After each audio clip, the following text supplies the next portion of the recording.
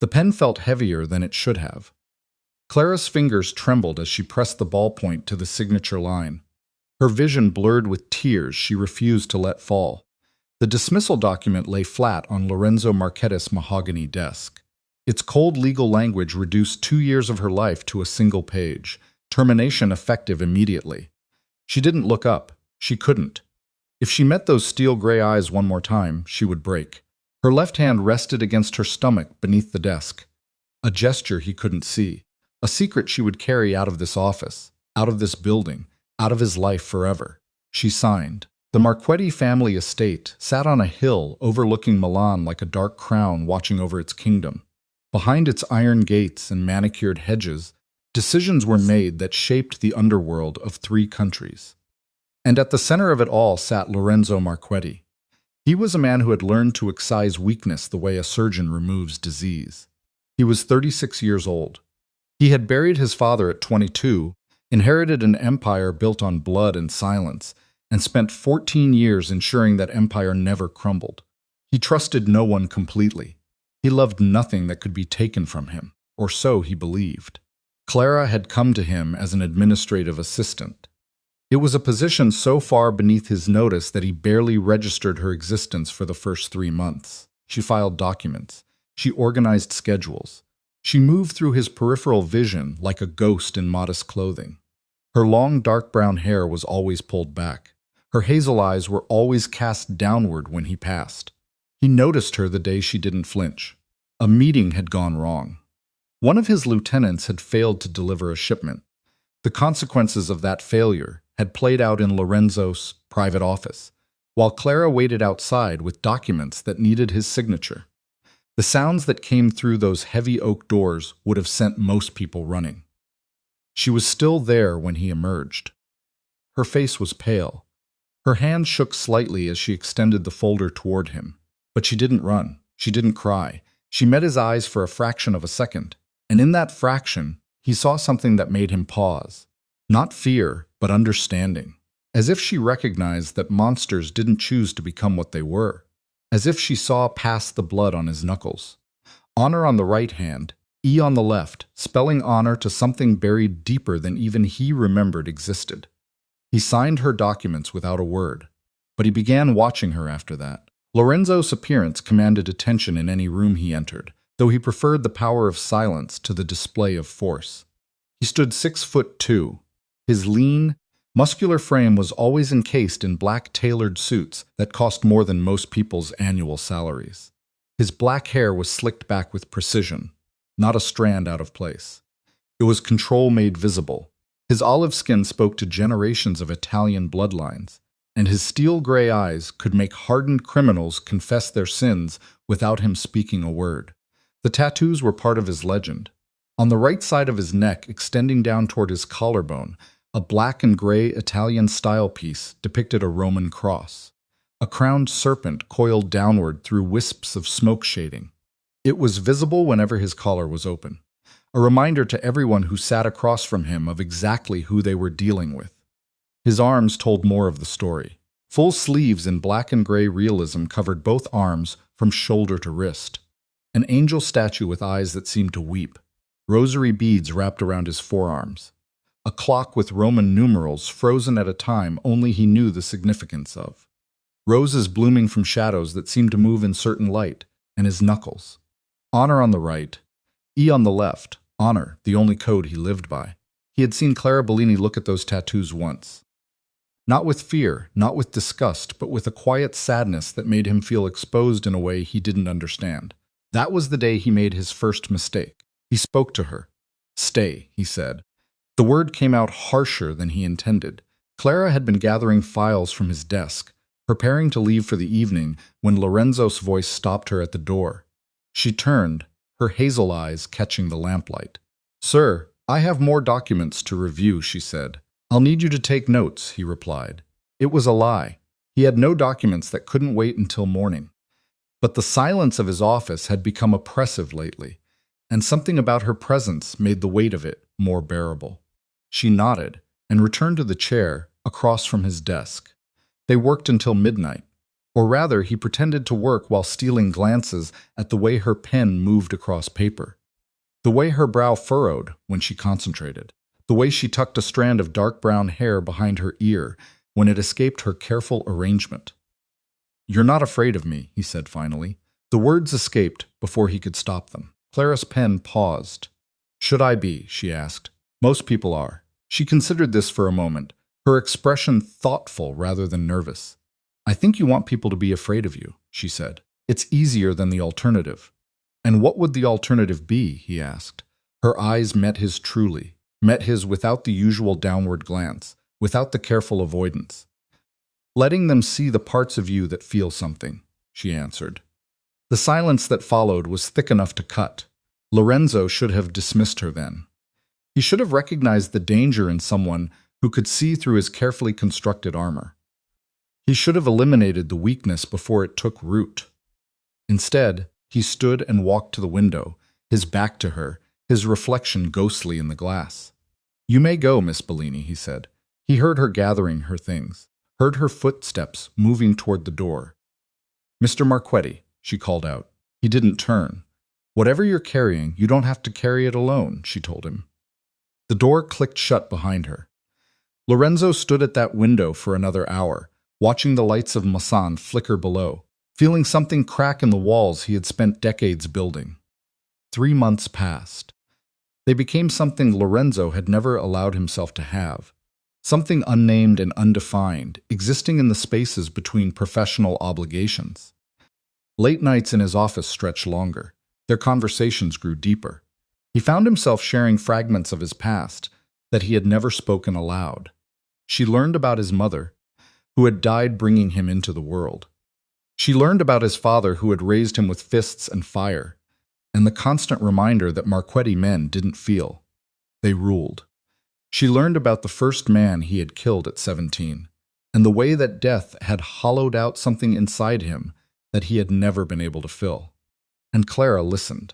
She didn't try to fix him or save him or change him. She simply witnessed. She simply saw.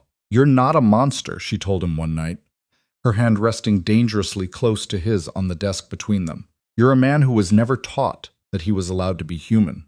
Lorenzo stared at her hand. At the delicate fingers, the bare ring finger, the vulnerability of her pulse visible at her wrist. He should have sent her away. Instead, he closed the distance. Their relationship existed in shadows, stolen moments in his office, careful absences from public spaces, touches that burned through both of them like wildfire. Clara knew what he was. She knew the blood on his hands couldn't be washed clean by anything she could offer. But she also knew the man behind the monster, and that man looked at her like she was the first clean breath he had taken in decades. They were careful, but not careful enough. Vito Marquetti had been dead for 14 years, but his voice still echoed in Lorenzo's head. Every decision his son made was filtered through the question of what the old man would have thought. Would he have approved? Would he have seen it as weakness? Would he have punished the softness before it could spread? A leader cannot love. His father had told him on his 16th birthday, pressing a knife into his hand. Love is a chain. It binds you to things that can be destroyed. And when they are destroyed, you break. A true Marquetti breaks nothing. He is the one who breaks others. Lorenzo had believed those words. He had lived by them. He had built an empire on their foundation. But Clara Bellini was dismantling that foundation one smile at a time. He started making mistakes, small ones at first. Meetings cut short so he could see her. Decisions delayed because her presence distracted him. Mercy shown to men who had earned punishment, because the blood seemed harder to wash away when he knew she would look at his hands later. Then the mistakes got bigger. Marco de la Rosa, his head of security, noticed first. Marco had been with the Marquetti family since before Lorenzo's father died. He had watched Lorenzo grow from a boy into a weapon, and he recognized the signs of that weapon dulling. "The woman," Marco said one evening, standing in the doorway of Lorenzo's office, "she's becoming a problem." Lorenzo didn't look up from his documents. "Mind your business," he said. "Your business is my business," Marco replied. "It's what you pay me for." Marco stepped closer, his weathered face stern. "The Calabrians are watching. The deal in Naples is fragile, and you have been distracted." I said, mind your business, Lorenzo repeated. 3 years ago, you would have had Richie's tongue cut out for speaking to you the way he did at yesterday's meeting. Marco pushed. Instead, you dismissed him with a warning. Marco's voice dropped lower. The men are starting to talk. Lorenzo's jaw tightened.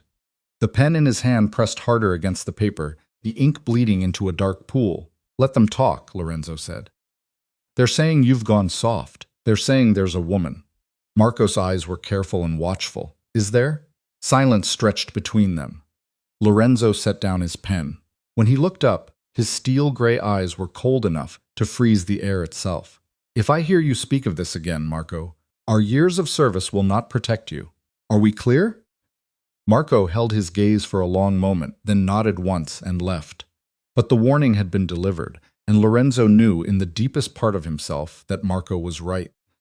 Clara found out she was pregnant on a Tuesday. She stared at the test in her bathroom, her reflection pale in the mirror. Her hands trembled as they had the day she had waited outside Lorenzo's office and heard the sounds of violence. A child, Lorenzo Marchetta's child. She pressed her palm against her stomach, imagining the flutter of life that was too small to feel yet. A piece of him growing inside her, a piece of them both, of everything they built in shadows and silence, of every stolen moment and whispered confession. What do I do, she thought. She knew what Lorenzo would say if she told him. She had heard him speak of weakness, of chains, of things that could be destroyed. A child was all of those things. A child was leverage. A child was a target. A child was everything his father had warned him against. But maybe this could be different. Maybe this could be the thing that finally cracked through the last of his walls.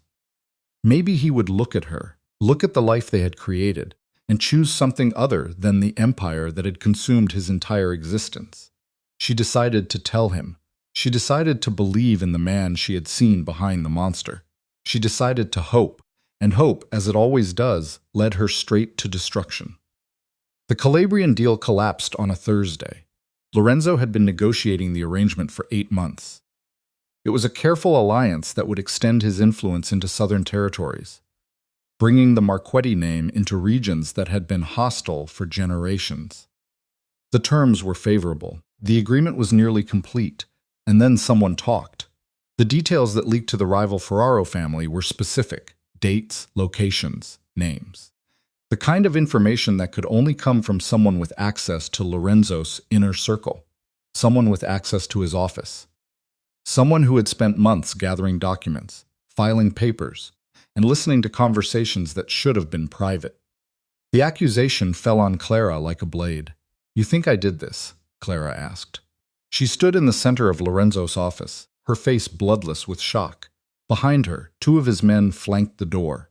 Not threatening, not yet, but present in a way they had never been before. Lorenzo sat behind his desk. His expression was carved from stone.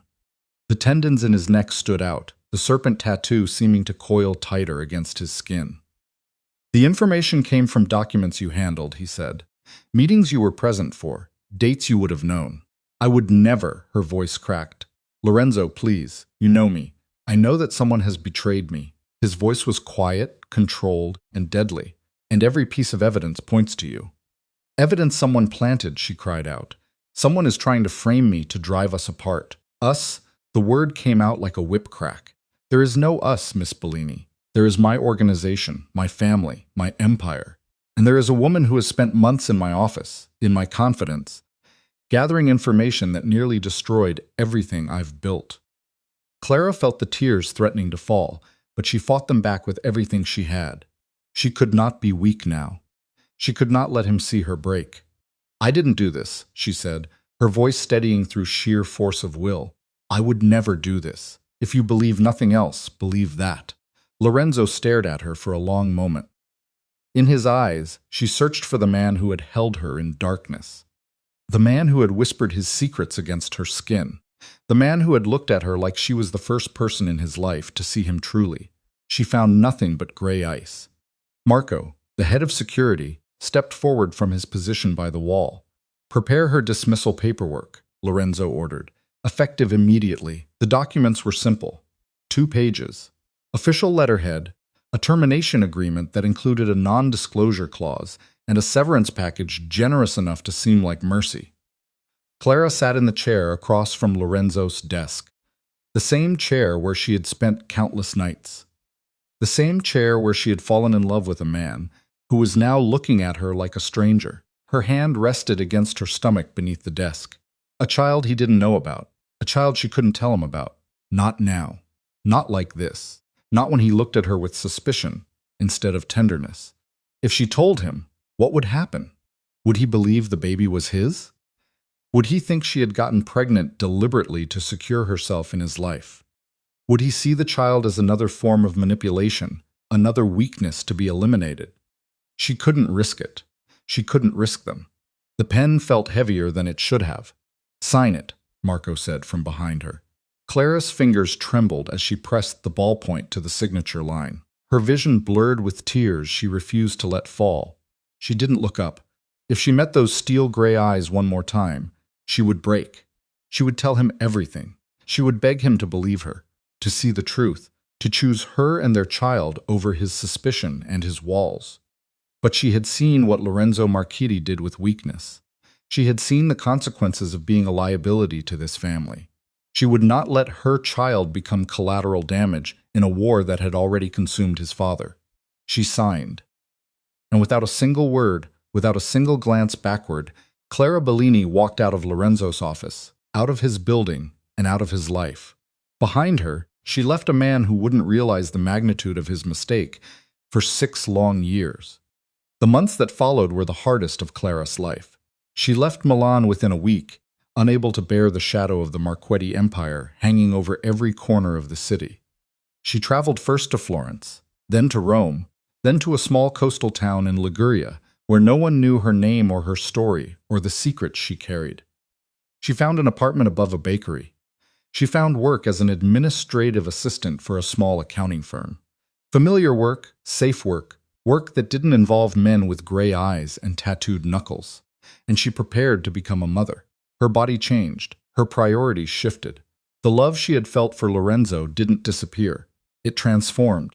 It channeled itself into the life growing inside her, becoming something fierce and protective and entirely focused on the future rather than the past. She didn't allow herself to grieve what she had lost. She didn't allow herself to wonder if he ever thought of her. She didn't allow herself to imagine what might have happened if she told him the truth. When the baby came, a boy with Lorenzo's steel-gray eyes and her own stubborn chin, Clara held him in her arms and made a promise. "I will protect you," she whispered against his small, warm head. "From everything, from everyone. You will never know danger. You will never know fear. You will never know the world your father comes from." She named him Marco. It was a common Italian name. No one would think twice about it. But Clara knew the irony. Marco della Rosa had been the one to prepare her dismissal papers. He had been the one to escort her from the building. He had been the one standing at Lorenzo's side while she signed away her future. She named her son Marco as a reminder of the day she had chosen survival over love. A reminder of why she could never go back. 6 years passed. Clara transformed.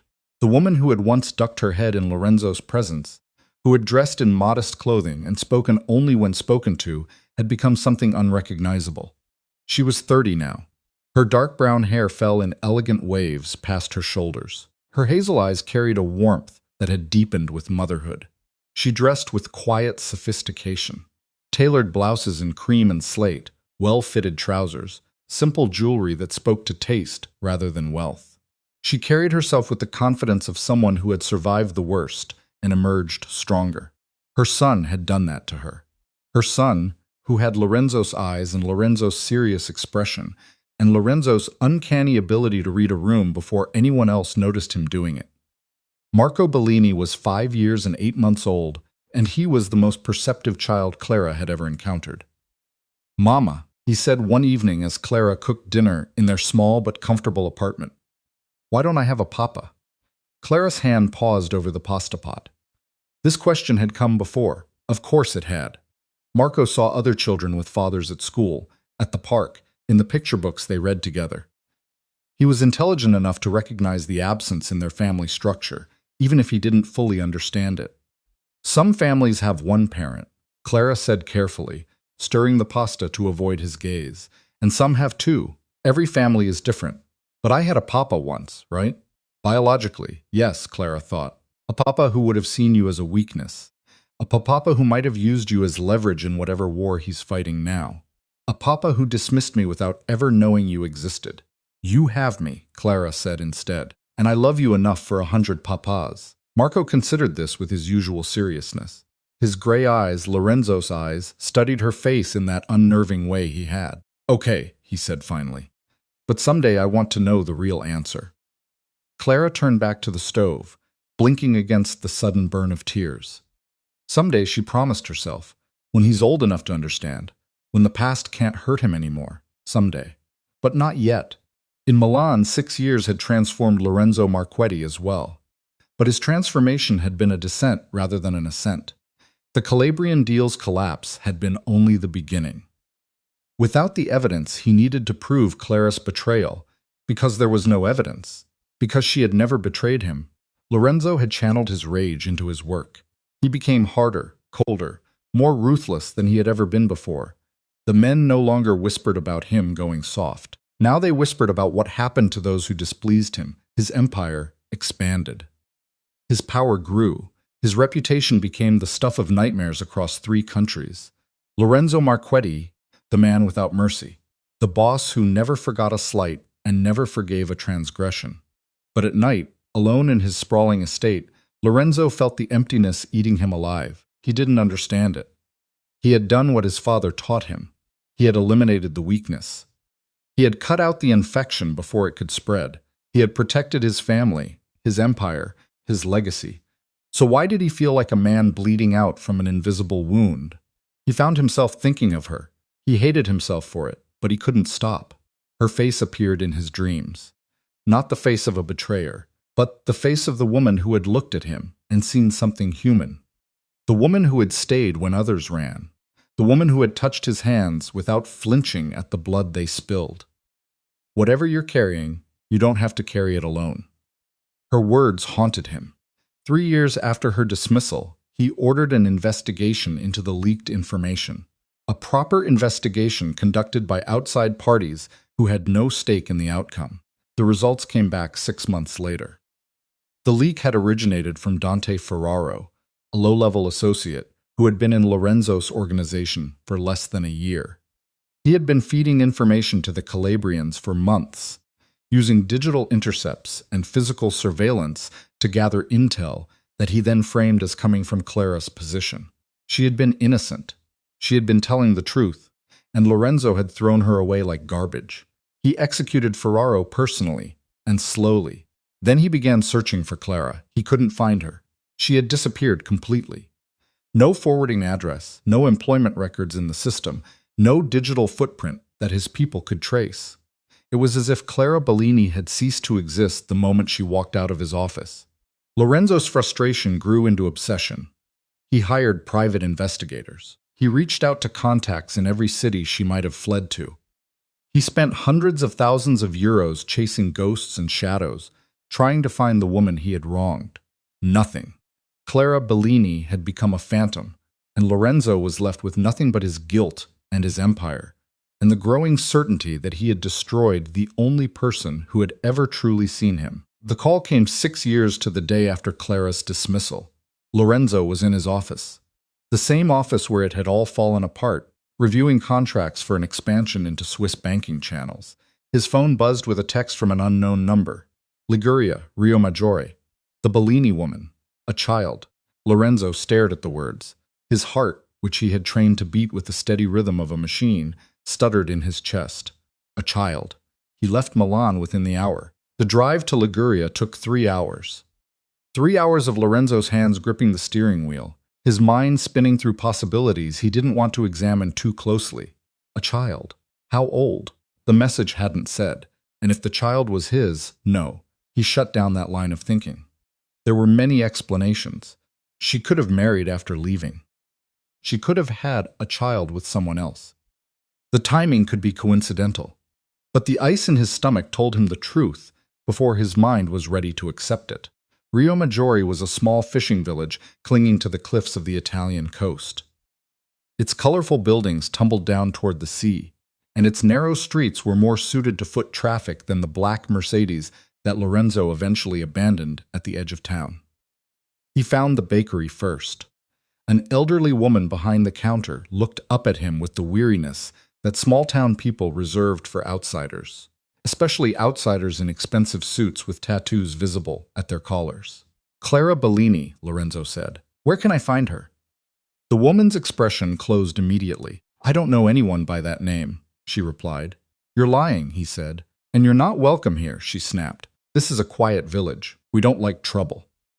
Lorenzo leaned forward, his steel-gray eyes boring into hers. "I'm not looking for trouble. I'm looking for the woman who used to live above this bakery. Tell me where she is, and I'll leave your village in peace." The elderly woman studied him for a long moment. Something in his face, desperation perhaps, or the kind of pain that couldn't be faked, must have convinced her. "She moved last year," the woman said. "Better apartment across town." She gave him an address, then added, "Whatever you did to that girl, you should be ashamed." Lorenzo said nothing. He walked out into the fading afternoon light and made his way through the narrow streets, his heart pounding harder with every step. The new apartment building was modest but well-maintained, with flower boxes on the windows and a small courtyard where children's toys lay scattered in the grass. Lorenzo stopped at the edge of the courtyard, and that was when he saw him, a boy, 5 or 6 years old, with dark hair and an olive complexion, and an expression of serious concentration as he examined something in the grass. He was crouched down, his small fingers careful and precise as he turned over a stone to look at the insects beneath. Lorenzo couldn't breathe. The boy looked up, and Lorenzo found himself staring into steel-gray eyes that were a perfect mirror of his own.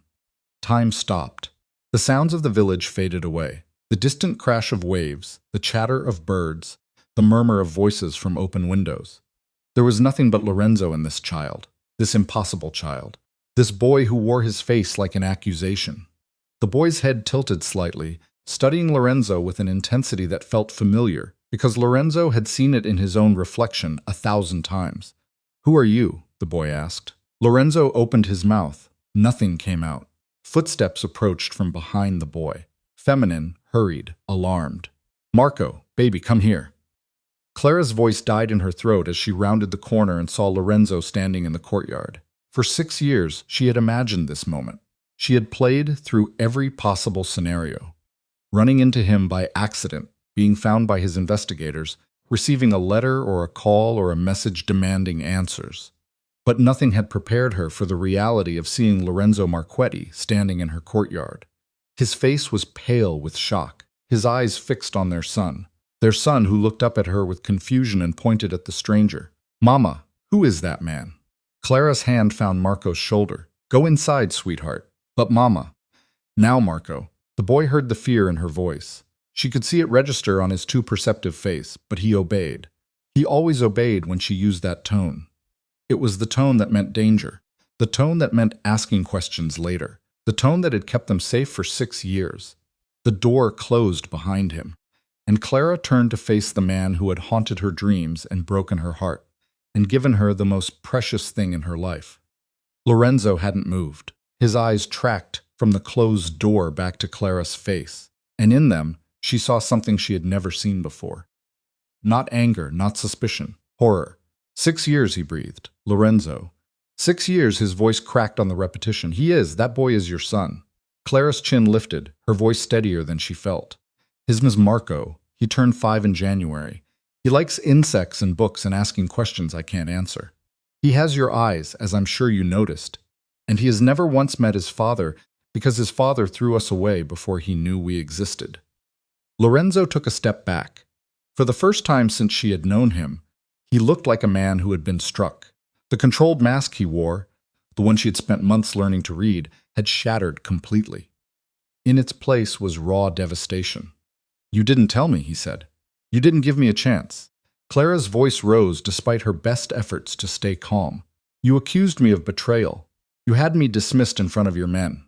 You looked at me like I was nothing, like everything we had was nothing. And you threw me out before I could say a single word in my defense. If you had told me, what? What would you have done, Lorenzo? She stepped closer, her hazel eyes blazing. Would you have believed me? Would you have believed the pregnancy wasn't another manipulation? Would you have welcomed a child into a world of violence and blood and enemies who would use him against you? Lorenzo's jaw worked, but no words came. I did what I had to do, Clara continued, her voice dropping to something fierce and quiet. I protected him from your empire, from your enemies, from you, if necessary, because you showed me exactly who you chose to be when you believed I had betrayed you. You chose suspicion over trust. You chose your empire over me. And I was not going to let my son grow up with a father who would do that to the people he was supposed to love. I was wrong. The words fell into the space between them like stones into still water. I know you were wrong. Clara's voice didn't soften. I knew it then. I know it now. But knowing doesn't change what you did. Knowing doesn't erase 6 years of raising him alone.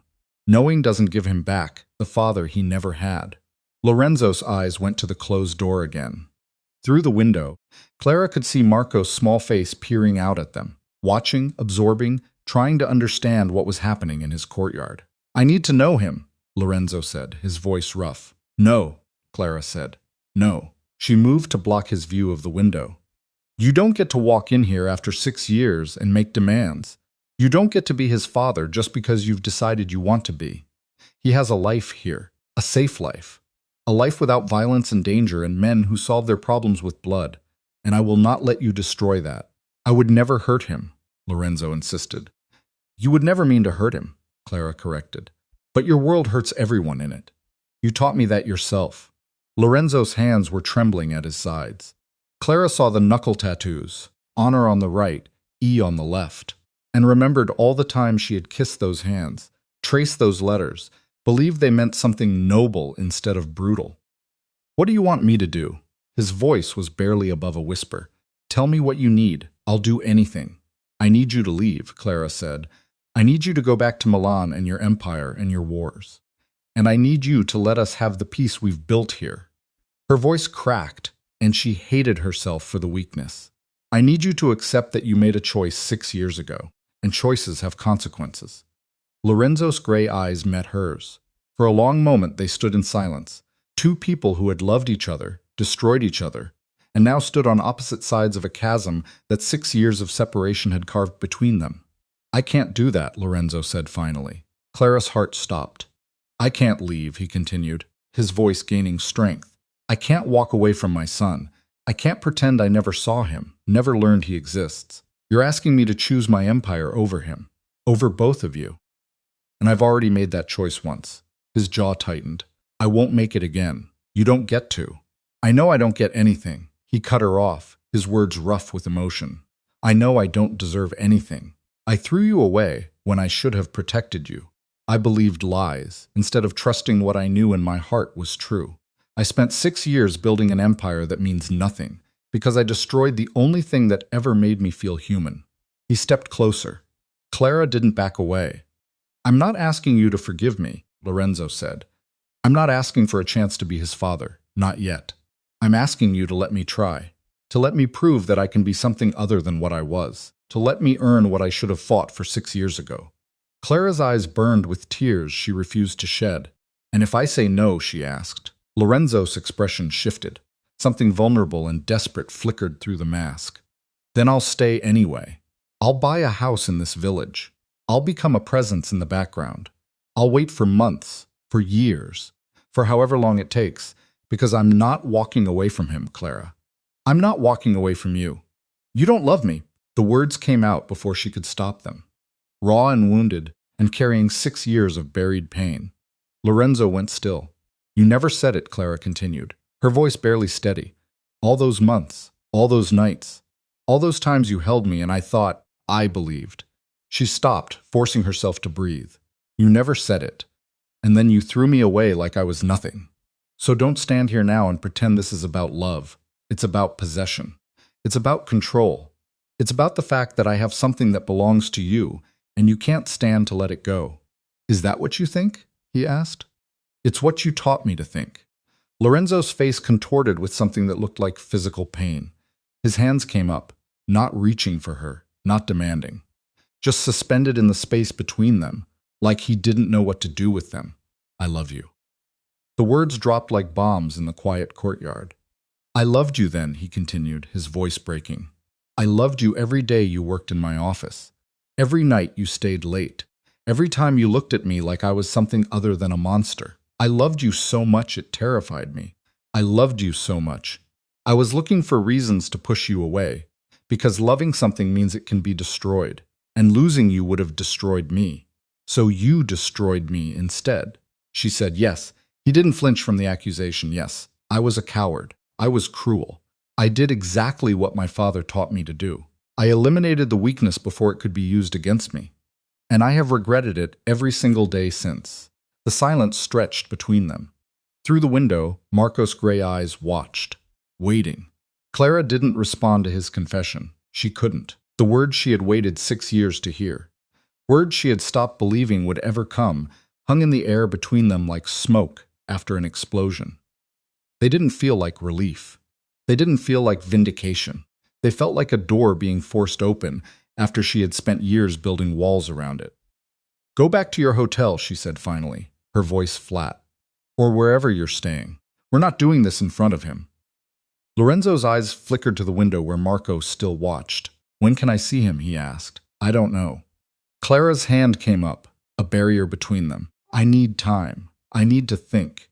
I need to figure out how to explain to my 5-year-old son that the father he's been asking about just appeared out of nowhere because he finally decided we mattered. The blow landed. She could see it in the tightening of Lorenzo's jaw. The brief closing of his eyes. Good. He deserved to hurt. I'm staying at the inn at the edge of the village, he said quietly. I'll wait however long you need. He turned and walked away. Clara watched until he disappeared around the corner of the narrow street. His broad shoulders and tailored suit, impossibly out of place in this quiet village. She had chosen it specifically because men like him didn't belong here. Then she went inside to face her son. Marco was sitting on the couch, his small hands folded in his lap, his gray eyes tracking her every movement as she closed the door behind her. That was him, he said. Not a question. Clara's heart clenched. What do you mean, baby? My papa. Marco's voice was calm, almost clinical, the way he got when he was processing something complicated. He looked like me. His eyes looked like mine. God, he's too smart. Clara crossed the room and sat beside him, pulling him into her lap, even though he was getting almost too big for it. He let her, his small body warm against her chest. Yes, she said against his hair. That was your papa. Why did you make him leave? Marco asked. Because... Clara searched for words that a 5-year-old could understand. Because there are things we need to talk about first. Grown-up things. Things about the past and why he wasn't here before. Did he not want me? The question was so quiet, so vulnerable, that Clara felt something tear open inside her chest. He didn't know about you. She pulled back to look into his face. Lorenzo's face. Lorenzo's eyes. Lorenzo's serious expression. I never told him. I thought I was protecting you. From what? From violence. From enemies. From becoming leverage in a war you're too young to understand. From complicated things, Clara said. Things I'll explain when you're older. Marco considered this with his usual gravity. Then is he going to come back? I don't know, she replied. I want him to come back. Clara's breath caught. Marco, I know you're scared, Mama. His small hand found hers. You have the same face you get when there's a thunderstorm. But I want to meet him. I want to know what his voice sounds like when he talks to me. I want to ask him questions. What kind of questions? Like why his eyes are sad, and why he has drawings on his hands, and whether he likes insects too. Marco paused, and if he's sorry for making you cry. Clara didn't realize she was crying until her son reached up to wipe her tears. Lorenzo didn't sleep that night. He sat in the window of his room at the small inn, staring out at the lights of Rio Maggiore scattered down the cliffside, and he replayed every moment of the confrontation in the courtyard. His son. He had a son. A boy with his eyes and Clara's gentle stubbornness, and a name Marco that carried its own weight of irony. Lorenzo wondered if she had chosen it deliberately. If every time she called their son's name, she thought of the man who had prepared her dismissal papers. Probably. She had always been more perceptive than people gave her credit for. His phone buzzed. Lorenzo glanced at the screen and saw Marco Della Rosa's name. The real Marco, his head of security, not the small boy who had looked up at him in the courtyard with confusion and curiosity. He ignored the call. 3 more came in rapid succession. Finally, a text. "Boss, we have a problem. The Ferraro family is moving. You need to come back." Lorenzo stared at the message. The Ferraro family. The same people who had orchestrated the leak 6 years ago. The same people who had used Dante Ferraro to frame Clara. The same people Lorenzo had spent years pushing back into the shadows after he discovered the truth. They were moving now. Why now? His phone rang again. This time, Lorenzo answered. "What's happening?" he demanded. Marco Della Rosa's voice was tight with controlled urgency. "Alessandro Ferraro's son took over operations 3 months ago. Word is he's looking to make a name for himself. We've intercepted communications suggesting he's planning something big, something personal against you." "What kind of personal?" "We don't know yet, but he's been asking questions about you, about your past." About Marco hesitated, about people who might have been close to you. Lorenzo's blood ran cold. "Find out everything he knows," he said, his voice dropping to something dangerous. "And double security on all our operations. I want to know the moment he makes a move." "Boss, where are you?" "You left without telling anyone." "I'm handling something. I'll be back when I'm back." He ended the call. Then he stood at the window for another hour, watching the peaceful village below and feeling the first stirrings of a fear he hadn't experienced in years. Alessandro Ferraro was asking about people who had been close to him. People like Clara, people like his son. Clara woke to someone knocking on her door at 7 in the morning. She stumbled out of bed, pulling a robe over her sleep clothes, and opened the door to find Lorenzo standing on her landing. He was wearing the same suit from yesterday, wrinkled now, with dark circles under his eyes and a tension in his shoulders that immediately put her on alert. "What's wrong?" she asked. "Can I come in?" "Marco's still sleeping. I need to talk to you now." His voice was urgent in a way she hadn't heard before. "Please, Clara." Something in his expression made her step aside. Lorenzo entered her apartment, his eyes sweeping the space automatically, cataloging exits, noting windows, assessing security. It was a habit so ingrained that he probably didn't even realize he was doing it. "Coffee?" Clara asked, moving toward the kitchen. "No." "Sit down." She turned to face him, crossing her arms over her chest. "I don't take orders from you, Lorenzo." He closed his eyes briefly, visibly forcing himself to soften. "Please sit down." "What I have to tell you is difficult," he said. Lorenzo remained standing, his hands in his pockets, his tattooed knuckles hidden from view. He looked like a man trying to find words for something that words couldn't adequately describe. 6 years ago, he began, the information leak that I accused you of orchestrating. I was wrong. You know that. Yes. What you don't know is that I discovered who actually did it. A man named Dante Ferraro, working for the Ferraro family. They were trying to destabilize my organization, and framing you was part of that plan. Clara's stomach dropped. They targeted me specifically. They targeted anyone close to me who might be vulnerable. You were, he paused, his jaw tightening. You were the obvious choice. You were visible. You were trusted. And destroying my faith in you would accomplish multiple objectives at once. Why are you telling me this now? Because Dante Ferraro is dead. I killed him 3 years ago when I learned the truth. But the Ferraro family isn't gone.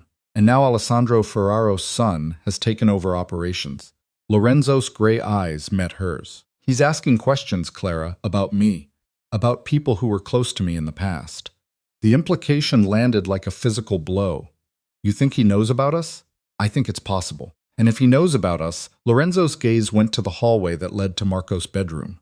He might know about him. Clara was on her feet before she realized she had moved. No, no. You don't get to bring your wars into my home. I'm not bringing anything. I'm warning you. Lorenzo's voice was steady, but she could see the fear beneath it. If Alessandro Ferraro learns about Marco, if he discovers that I have a son, that child becomes the most valuable leverage anyone has ever had against me. Then leave. Clara's voice shook with fury. Go back to Milan. Pretend you never found us. Lead them away from here. It doesn't work like that. Lorenzo stepped closer, his expression pained. If they're already looking, my presence here changes nothing. And if I leave now, you'll be unprotected. I've been unprotected for 6 years. You've been hidden for 6 years. There's a difference. His hands came out of his pockets, and she saw the tension in his tattooed fingers. Hidden only works until someone finds you. And once they find you, hidden becomes a death sentence. Clara's legs felt weak. She sank back into the chair, her mind spinning through worst-case scenarios she had spent years trying not to imagine. "What do you want me to do?" she whispered. "Let me protect you." Lorenzo crouched in front of her, bringing himself to eye level. "Both of you. Let me bring security into the village. Discreetly, invisibly. Let me create a perimeter that no one can breach without my people knowing. And in exchange, nothing." His gray eyes held hers. "I'm not negotiating, Clara. I'm not trying to leverage this situation into access to my son. I'm trying to keep both of you alive. If you want me gone after this threat is neutralized, I'll go. But I won't leave you defenseless." She searched his face for the manipulation, the hidden agenda, the calculated strategy she knew he was capable of. She found only fear. The same fear she felt every time she looked at Marco and imagined the dangers he would face if the wrong people discovered whose blood ran in his veins. "Fine," she said, "but your people stay invisible. Marco doesn't need to know anything about this."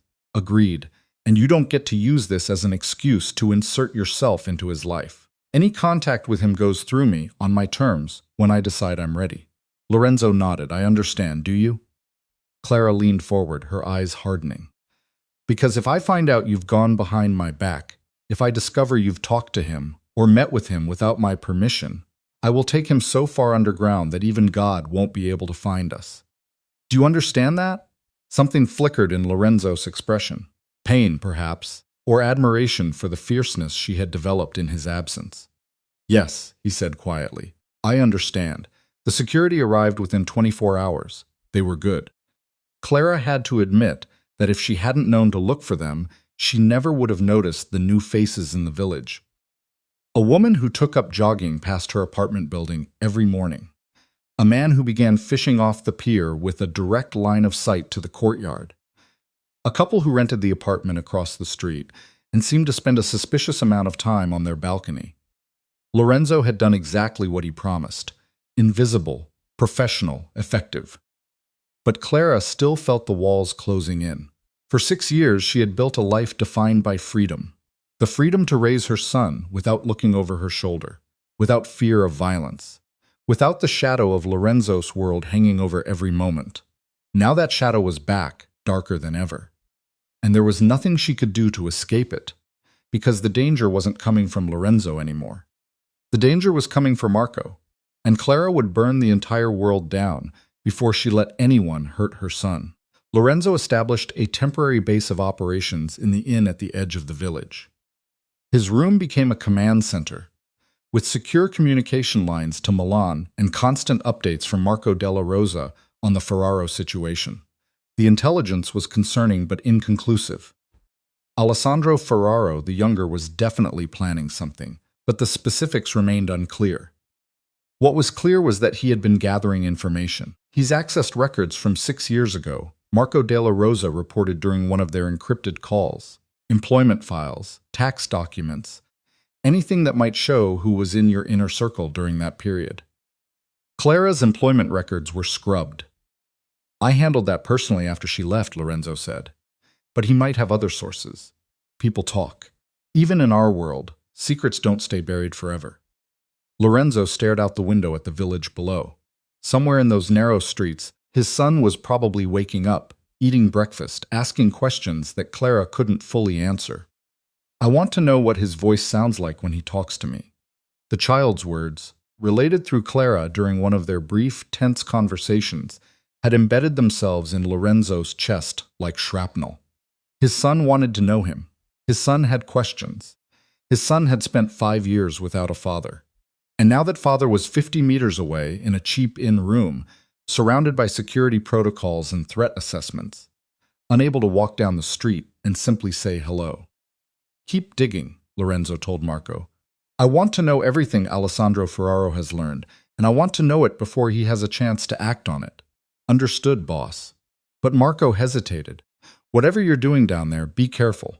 If Ferraro figures out where you are and why, he'll have all the leverage he needs." Lorenzo ended the call. Then he sat in silence, watching the morning light spread over the colorful buildings of Rio Maggiore, and made a decision. He was done waiting. Clara was walking Marco to school when she saw Lorenzo approaching. Her immediate instinct was to shield, to put herself between her son and this man who represented everything dangerous and unpredictable. But Marco had already spotted him, and his gray eyes, identical to his father's, always recognition. "Mama, that's him, I know." Clara's hand tightened on Marco's. "Keep walking." "But Mama." "Marco, keep walking." Her son obeyed, but his head turned to watch Lorenzo approach. There was no fear in his young face, only curiosity, only the openness of a child who didn't yet understand that some people were dangerous. Lorenzo stopped 5 feet away. He was dressed more casually today. Dark trousers and a gray sweater that made his eyes look almost silver in the morning light. His tattoos were mostly hidden, only the edge of the serpent visible at his collar. He looked almost normal. "Clara," his voice was careful, controlled. "I need to speak with you. You're supposed to go through me on my terms. This is urgent." "Then say it here." Lorenzo's gaze dropped to Marco, who was staring up at him with undisguised fascination. Not in front of him. Clara's jaw tightened. She crouched down to Marco's level, placing her hands on his small shoulders. "Baby, I need you to keep walking to school by yourself. Can you do that?" "But it's just down the street." "I know. Mrs. Benedetti will be at the door. Go straight there. Don't talk to anyone else, and I'll pick you up this afternoon." Marco's eyes went from his mother to Lorenzo and back again. Then, with the perception that both terrified and amazed her, he nodded. "Okay, Mama." He started walking, then paused and looked back at Lorenzo. "Your drawings are nice. The ones on your hands." Lorenzo blinked, clearly thrown by the unexpected observation. "Thank you," he managed. Marco nodded solemnly and continued toward the school. Clara watched until he disappeared inside the building, then turned on Lorenzo with barely contained fury. "What the hell do you think you're doing? You agreed to let me handle this." "There's been a development." Something in his voice stopped her mid-sentence. "What kind of development?" "The kind that means we're out of time." They walked to a small cafe at the edge of the village, far from prying eyes and ears. Lorenzo ordered coffee he didn't drink. Clara ordered nothing at all. "Talk," she said. "Alessandro Ferraro made a move last night. He sent men to question someone who used to work in my administrative offices. Someone who knew you during your time there." Clara's blood went cold. "Who?" "A woman named Daniela Keeney. She was in accounting. You probably don't remember her." Clara did remember vaguely. A quiet woman with glasses who had sometimes smiled at her in the hallways. What did she tell them? Everything she knew, which wasn't much. She never had access to the details of our relationship. But she mentioned that you left suddenly, that there were rumors about why. Lorenzo's gray eyes were flat, controlled, and that you looked unwell in your last few weeks. Tired, pale, like you might have been pregnant. He didn't finish the sentence. He didn't have to. Oh, God. Clara's hand pressed against her mouth. "They know. They suspect. It's not the same thing." Lorenzo leaned forward. "But suspicion is enough to make them dig deeper. They'll look for records of where you went. Medical records. If they can find them, and if they discover that you had a child the right age to be mine, they'll use him." Clara's voice came out strangled. "They'll use him against you, against us." Lorenzo's correction was gentle but firm. "This isn't just about leverage against me anymore. Alessandro Ferraro is ambitious and reckless.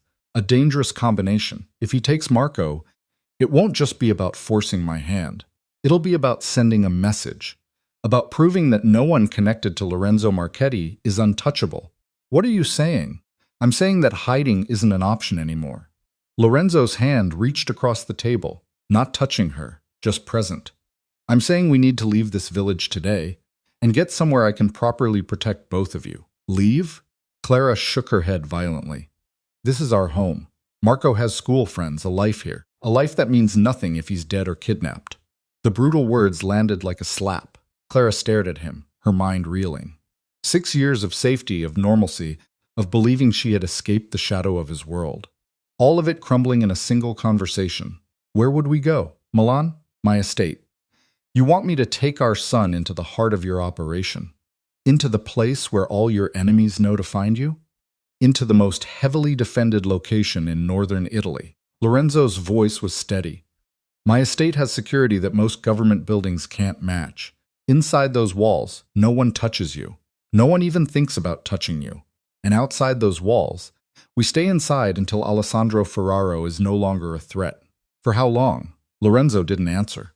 Clara felt the trap closing around her, felt the horrible irony of being asked to seek safety in the very world she had fled to protect her son from. I need time to think. We don't have time. Then make time, her voice rose, drawing glances from the other patrons. She forced herself to lower it. You're asking me to uproot my entire life, to take my child into your world, to trust you after everything.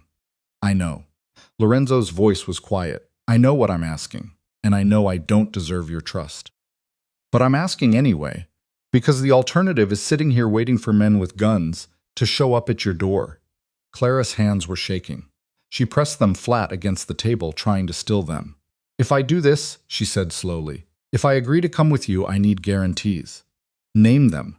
Marco stays shielded from your business. He doesn't see violence, doesn't hear about violence, doesn't know anything about what you do or who you are beyond a friend of Mama's. He's a child, Lorenzo. A child. And I won't let him become a piece in your games. Agreed. And this isn't permanent. Once the threat is over, we leave. We go back to a normal life somewhere. Maybe not here if it's compromised, but somewhere. Somewhere he can grow up without bodyguards and security protocols and the constant fear that someone is coming for him. Lorenzo's jaw tightened almost imperceptibly. And me? What about you? Once the threat is over, what happens to my relationship with my son? Clara stared at him. This was the question she had been avoiding since the moment she saw him in her courtyard. The question that had no good answer. The question that would define everything that came after. I don't know, she admitted. I don't know if I can trust you. I don't know if you can be the kind of father he deserves. I don't know if letting you into his life will protect him or destroy him. So what do you know? Clara's eyes met his. Gray to hazel, ice to warmth. I know that you came to warn us. I know that you could have taken us by force or used this situation to demand access. And instead, you asked. I know that the man standing in front of me is not the same man who dismissed me 6 years ago. She paused. And I know that my son wants to meet his father. He's been asking about you since before you appeared. He has questions. He has hopes. And I can't be the reason those hopes are crushed. Something shifted in Lorenzo's expression. A crack in the controlled mask. A glimpse of something vulnerable and desperate underneath. What are you saying? I'm saying, Clara took a breath. I'm saying that when this is over, when we're safe, we'll figure out the rest together. But right now, we need to go pack. 3 hours later, they were on the road to Milan. Marco sat in the back seat of Lorenzo's armored vehicle. His small face pressed against the tinted window as the Italian countryside rolled past. He had accepted the sudden move with surprising equanimity. Clara had explained it as a trip to visit a friend, and Marco had been too excited by the prospect of adventure to question further. Now he was asking different questions. Is this your car? He asked Lorenzo, who was driving while Clara sat in the passenger seat, her body rigid with tension. Yes, it's very big. It needs to be. Why? Lorenzo's eyes flicked to the rearview mirror, meeting his son's gaze. Because sometimes I have to protect important things. Like what? Marco asked. Like people I care about, Lorenzo replied. Marco considered this. Do you care about Mama? Clara stiffened. Lorenzo's hands tightened on the steering wheel. Yes, he said quietly. Very much. Then why weren't you here before? Mama said you didn't know about me, but you knew about her. Why didn't you come find her? The question hung in the air like an accusation. Clara opened her mouth to intervene, but Lorenzo spoke first. Because I made a mistake, he said. A very bad mistake. I hurt your mama, and she had to leave because of me. I've been sorry every day since. Did you say sorry? I'm trying to. Marco nodded, processing this with his usual seriousness. Mama says sorry doesn't fix everything, but it's still important to say it. Your mama is very wise. I know. Marco settled back against his seat. Are you going to keep trying? Lorenzo's gray eyes found Clara's across the car. For as long as it takes, he said. The Marchetti estate revealed itself slowly as they approached. First the iron gates, then the long driveway lined with cypress trees, then the sprawling villa that seemed to grow out of the hillside, like it had always been there. Marco pressed his face against the window again, his eyes wide. "This is where your friend lives?" "This is where I live," Lorenzo corrected gently. "And this is where you and your mama will be staying for a while. You live here?" "Yes. It looks like a castle. It's older than most castles." Clara said nothing, but her hands were clenched in her lap. The last time she had been here, for a rare estate meeting years ago, she had been an insignificant employee, barely noticed by the guards who waved her through. Now she was arriving as what, a guest? A protectee? The mother of Lorenzo Marchetti's heir? None of those words felt right. The car pulled up to the main entrance, where a line of staff waited. Marco della Rosa stood at the front, his weathered face carefully neutral as he watched them approach. "Stay in the car until I come around," Lorenzo told Clara. He stepped out, exchanged brief words with his security chief, and then opened the back door for Marco. The boy climbed out slowly, his gray eyes taking in every detail. The carved stone facade, the armed men trying to look inconspicuous at their posts, the sheer scale of wealth on display. "Wow," he breathed. Lorenzo crouched down to his level. "Marco, this is Mr. Della Rosa. He keeps everything safe here. If you ever need anything and your mama or I aren't around, you can ask him." Marco studied the older man with the same intensity he applied to everything. "You have the same name as me." Marco della Rosa blinked, clearly surprised. "So I do. That's interesting." The boy nodded solemnly. "Nice to meet you." Something flickered across the security chief's face. Something that might have been the beginning of a smile. "Nice to meet you too, young man." The first week passed in a strange bubble of tension and normalcy. Clara and Marco were given an entire wing of the estate. 2 bedrooms, a sitting room, a private bathroom, and access to gardens that seemed to stretch forever. Lorenzo was conspicuously absent during the days, handling the Ferraro situation from his office, but he appeared each evening for dinner. Marco accepted these appearances without question. To him, Lorenzo was simply the owner of this grand house, a friend of his mother's, an interesting man with sad eyes and drawings on his hands. The drawings became Marco's primary topic of conversation. "Why did you put them there?" he asked one evening, pointing at the sleeve tattoos visible beneath Lorenzo's rolled-up cuffs. "To remember things?" "What things?" "Important things. People I've lost. Promises I've made." "Like what promises?" Clara watched Lorenzo's face as he navigated these questions. Watched him consider and discard responses, searching for truths a child could understand without being harmed by them. "Like a promise to always protect the people I care about," Lorenzo said finally, "even when it's hard." Marco nodded, satisfied. "Mama protects me too. She's very good at it. I know she is. But sometimes she gets scared. She tries to hide it, but I can tell." Marco's gray eyes, Lorenzo's eyes, met his father's across the table. "Are you good at being not scared?" Lorenzo was silent for a moment. "No," he admitted. "I'm scared right now." "Of what?" "Of not being able to protect the people I care about." "Oh." Marco considered this. "Then maybe you and Mama can protect each other like a team." Clara felt something shift in her chest, something painful and hopeful and terrifying all at once. "Maybe," Lorenzo said quietly, his eyes finding hers. "Maybe we can." The Ferraro situation escalated on the 8th day. Lorenzo received word that Alessandro Ferraro had discovered Clara's location in Rio Maggiore. 3 days too late, thanks to their departure. His men had arrived to find an empty apartment and confused neighbors who had no idea where the nice woman and her son had gone. But the discovery proved something important. Ferraro was actively hunting them. "He knows," Lorenzo told Clara during one of their private conversations, conducted in hushed tones while Marco slept. "He knows about you, about your connection to me. It's only a matter of time before he realizes where you've gone. What happens then? Then he has a choice. He can try to breach my estate, which is suicide, or he can wait for you to leave and take you somewhere outside my protection. So we're trapped here for now." Lorenzo's expression was grim. "Unless I end this permanently." Clara felt her stomach drop. "What do you mean, end this?" "Ferraro is the threat. If he's removed, the threat goes with him." "Removed?" She tasted the word. "You mean killed?" "I mean neutralized. Whether that requires death depends on him." Clara stared at the man she had once loved. Still loved despite everything, in a complicated way she couldn't fully untangle. He stood before her in the shadows of his ancestral home, talking about killing a man with the same tone he might use to discuss a business merger. This was his world. This was what she had fled. This was what she was now immersed in, whether she wanted it or not. If you do this, she said slowly, if you neutralize him, is it over? Really over? There are others after him. There's always someone else. Lorenzo's voice was heavy. That's the life I was born into. That's the life I've spent 36 years living.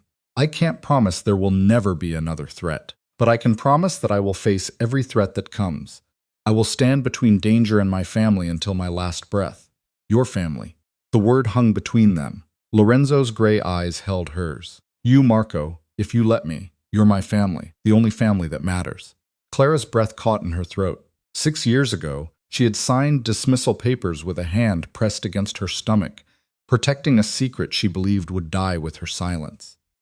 6 years ago, she had walked out of this man's life, believing he was incapable of being anything other than what his father had made him. Now he stood before her, offering her everything she had once wanted, offering it imperfectly, messily, through the lens of violence and danger that would always be part of who he was. I don't know how to do this, she whispered. I don't know how to trust you again. I don't know how to let my son into your world. I don't know how to love someone whose life is built on blood. I know. Lorenzo stepped closer, close enough to touch though he didn't. And I'm not asking you to figure it out today. I'm asking you to let me try, to let me prove that I can be something better, to let me earn what I threw away. You said you loved me. I do. How do I know that's not just another way to control me? Lorenzo's hand rose slowly, giving her time to pull away. When she didn't, his fingers brushed her cheek. Featherlight. Barely there. Because control would be easier, he said. Control would be forcing you to stay, using Marco as leverage, making you dependent on my protection so you can never leave. That's what my father would have done. That's what the old me might have done. And the new you? The new me stands here terrified that you'll walk away, and knowing I would let you go if that's what you chose. His thumb traced her cheekbone. The new me loves you enough to want your happiness, even if that happiness doesn't include me. Clara's eyes burned with tears she refused to shed. Lorenzo, tell me to stop and I will. She didn't tell him to stop. Instead, she leaned into his touch just slightly, just enough, and felt something inside her begin to thaw. Alessandro Ferraro made his move 2 weeks later. He didn't try to breach the estate. He was reckless but not stupid. Instead, he chose a different approach. He went public with his suspicions. The news spread through the underworld like wildfire. Lorenzo Marchetti had a hidden son, a child no one knew about, born to a woman who had disappeared years ago. A vulnerability in the armor of a man who had spent decades cultivating an image of invincibility. The implications were immediate. Allies began questioning whether Lorenzo had lost his edge. Rivals sensed weakness. Long-simmering resentments flared into open hostility as smaller families saw an opportunity to challenge Marchetti dominance. And through it all, Lorenzo maintained his composure, at least in public. In private, Clara saw the strain eating away at him. The sleepless nights, the tense phone calls, the weight of an empire threatening to collapse. You could deny it, she said one night, finding him in his study at 3 in the morning. Tell them it's a lie. It wouldn't work. Lorenzo didn't look up from his documents. Too many people are already digging. The truth will come out eventually. Then what do? I control the narrative. He finally met her eyes. I acknowledge Marco publicly. I present him as my heir, protected, valued, untouchable. I make it clear that any move against him is a declaration of war against the entire Marchetti organization. Clara's blood ran cold. You want to put a target on his back. He already has a target on his back. The question is whether that target comes with the full weight of my protection, or whether it exists in shadow where anyone can strike. Lorenzo stood, crossing to stand before her. I know this isn't what you wanted. I know you wanted him to have a normal life. But that life is gone, Clara. It ended the moment Ferraro started asking questions. The only choice now is how we move forward. And how do we move forward? As a family. United, unbreakable. His hands found her shoulders. I'm not asking you to love me. I'm not asking you to trust me. I'm asking you to stand beside me while I fight for our son's safety. And when the fighting is done, when he's protected, when the whole world knows that touching him means death, then you can decide what comes next. Clara stared at him. This man who had broken her heart, and given her her greatest joy. This man who had thrown her away and spent 6 years regretting it. This man who now stood before her, not as a monster or a savior, but as a father desperate to protect his child. "What about what Marco wants?" she asked. "He's 5 years old. He doesn't understand any of this. He thinks you're a friend with a big house." Then we tell him the truth that I'm his father. Lorenzo's voice was steady but raw. That I made mistakes. That I wasn't there before, but I'm here now. That I will love him and protect him for the rest of my life, no matter what. Clara's eyes filled with tears. And if he's angry, if he feels abandoned, if he doesn't want you, then we deal with that too, together. Lorenzo's hands tightened on her shoulders. I'm done running from the consequences of my choices. I'm done pretending that love is a weakness. I'm done being the man my father raised me to be. I want to be the man my son deserves. The tears spilled over. Clara didn't wipe them away. "Okay," she whispered. "Okay." They told Marco the next morning. He sat between them on the sofa in the sitting room, his small body tucked against Clara's side, his gray eyes moving back and forth between his parents as they spoke. They told him that Lorenzo was his father. They told him that they had been apart for a long time because of mistakes and misunderstandings. They told him that Lorenzo had only just found out about him and that he loved him very much. Marco listened with his usual seriousness. When they finished, he was quiet for a long moment. Clara's heart hammered in her chest as she watched her son process information that no 5-year-old should have to process. Then Marco looked at Lorenzo. "Did you love Mama?" "Yes." "Do you still love her?" "Yes." "Did you love me?" "Even when you didn't know about me?" Lorenzo's voice cracked. "I didn't know I could. But the moment I saw you, I felt something I've never felt before. Like a piece of me I didn't know was missing had finally come home." Marco nodded slowly. Then, with the simple directness of childhood, he climbed off the sofa and walked to stand in front of Lorenzo. He studied his father's face. The same eyes, the same serious expression, the same stubborn set of the jaw. "I want you to be my papa," he said. "But you have to promise not to make Mama cry anymore." Lorenzo's eyes glistened with something Clara had never seen before. "I promise," he said roughly. "I promise." Marco considered this. Then he held out his small hand. A handshake, solemn and formal, as if sealing a business deal. Lorenzo took it, and Clara watched her son shake hands with his father. Watched two pairs of identical gray eyes meet across a chasm of missed years. Watched something fragile and beautiful begin to take root. The announcement came 3 days later. Lorenzo Marchetti presented his son to the world, or at least to the world that mattered. A carefully managed revelation crafted to project strength rather than vulnerability. Yes, I have a son. Yes, he has been protected in secret until now, yes. He is my heir and the future of the Marchetti family. And yes, anyone who threatens him will learn exactly how far a father will go to protect his child. The response was complicated. Some saw it as weakness finally exposed. They were wrong. Others saw it as a challenge to be answered. They would learn their error. But most, the smart ones, the dangerous ones, saw it for what it truly was. A declaration of war. Lorenzo Marchetti was no longer a man protecting only himself. He was a father, which meant he would burn the world down for his son. Alessandro Ferraro heard the message. He chose not to listen. The attack came on a Tuesday. Clara was in the garden with Marco, watching him examine insects in the grass. His favorite activity, unchanged by the upheaval of the past weeks. The sun was warm, the guards were invisible but present, and for a few precious moments, Clara had almost let herself believe they were safe. Then the gunfire started. The next few minutes were chaos, guards shouting, Clara grabbing Marco and running toward the safe room Lorenzo had shown her. Bullets shattering windows somewhere in the main house. She made it to the reinforced room with Marco clutched to her chest. She sealed the door. She held her son and whispered reassurances that she wasn't sure she believed, and she waited. Hours passed, or maybe it was minutes. Clara couldn't tell anymore. The door finally opened. Lorenzo stood in the doorway. Blood spattered his shirt. His knuckles, honor on the right, E on the left, were torn and bruised. His face was a mask of controlled violence. But his eyes when they found her and Marco went soft. "It's over," he said. "Alessandro Ferraro is dead. The threat is neutralized." Clara's legs gave out. She sank to the floor, still holding Marco, and felt the tears come in great, heaving sobs. Lorenzo was beside her in an instant, his arms wrapping around them both, his body shielding them even though the danger had passed. "I've got you," he murmured against her hair. "I've got you both. You're safe. You're safe." Marco's small voice rose between them. "Papa, are you okay?"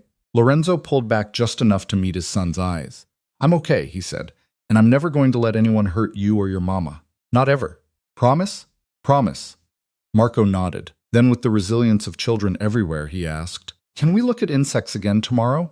Lorenzo laughed. Actually laughed, the sound rough and unfamiliar, but real. "Yes," he said. "We can look at insects every day for the rest of our lives." The months that followed were a slow rebuilding. Lorenzo worked to stabilize his organization, to shore up alliances shaken by the Ferraro affair, to demonstrate that his new role as a father hadn't diminished his capacity for ruthlessness when required. But he also changed. He came home for dinner every night. He learned his son's favorites: insects, books, questions that had no easy answers. He learned Clara's rhythms, how she took her coffee, when she needed space, what she looked like when she was finally beginning to trust again. They didn't fall back into each other immediately. That would have been too easy, and nothing about their story had ever been easy. Instead, they rebuilt piece by piece. Conversations that went past midnight, touches that started as accidental and became intentional, shared glances across the dinner table while Marco chattered about his day. One night, Clara found Lorenzo in his study, staring at an old photograph. "My father," he said when she entered. This was taken the year before he died. Clara looked at the image. A hard-faced man with cold eyes and no visible love in his expression. "He looks cruel." He was. Lorenzo set the photograph face down. "He taught me that love was weakness, that caring about anything meant that thing could be used against you, that the only way to survive was to feel nothing, want nothing, need nothing." And now? Now I know he was wrong. Lorenzo turned to face her.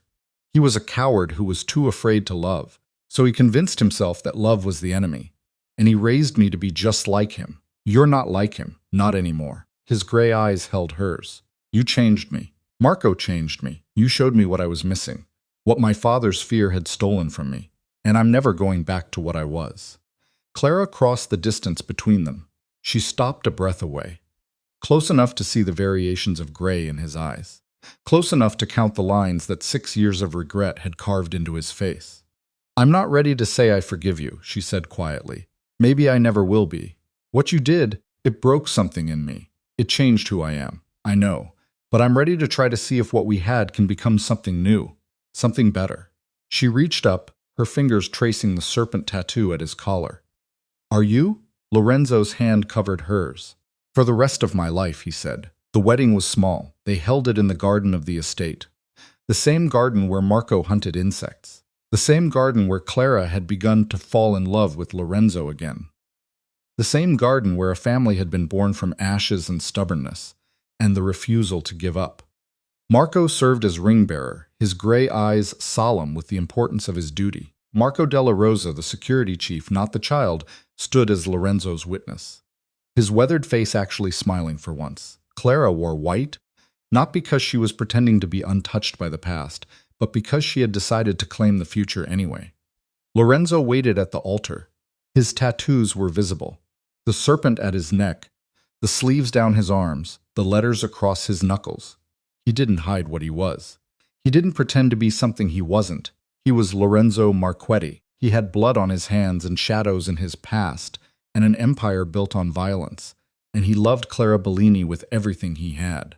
When she reached him, when she took his hands in hers, when she looked into those steel-gray eyes and saw the man behind the monster, the same man she had seen that first day, the same man she had fallen in love with despite everything, she felt the last of her walls crumble.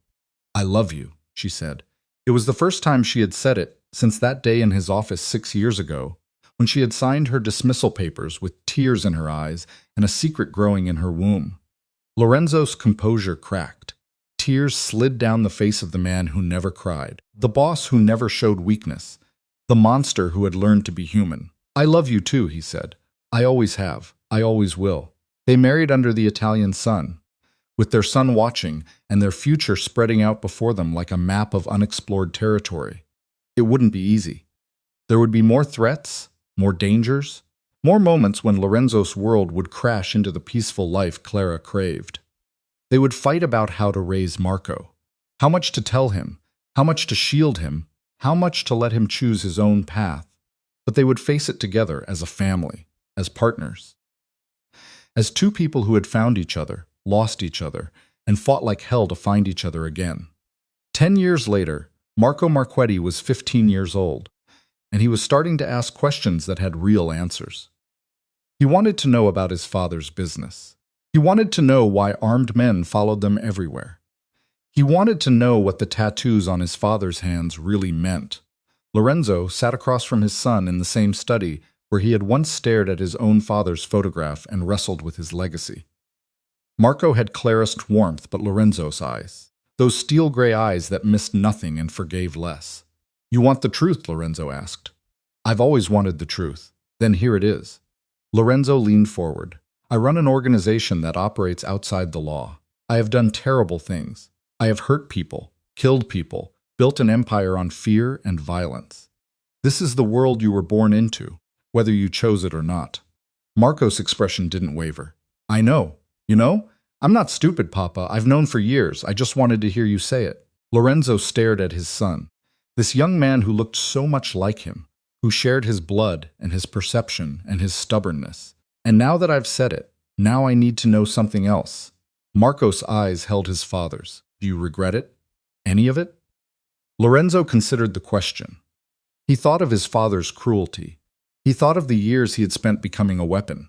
He thought of the day he had dismissed Clara, not knowing he was throwing away his entire future. He thought of Marco's small hand, shaking his in a solemn promise. Of Clara saying, "I love you" at their wedding.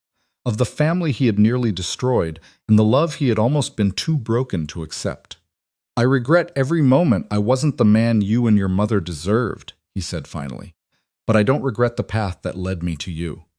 Even the worst parts of my history brought me here to this moment, with the two people I love most in the world, and that I can never regret." Marco nodded slowly. Then, with a maturity that belied his years, he asked, "What happens to the organization when you're gone?" "That depends on what? On whether you want it." Lorenzo's voice was careful. "I will never force this life on you.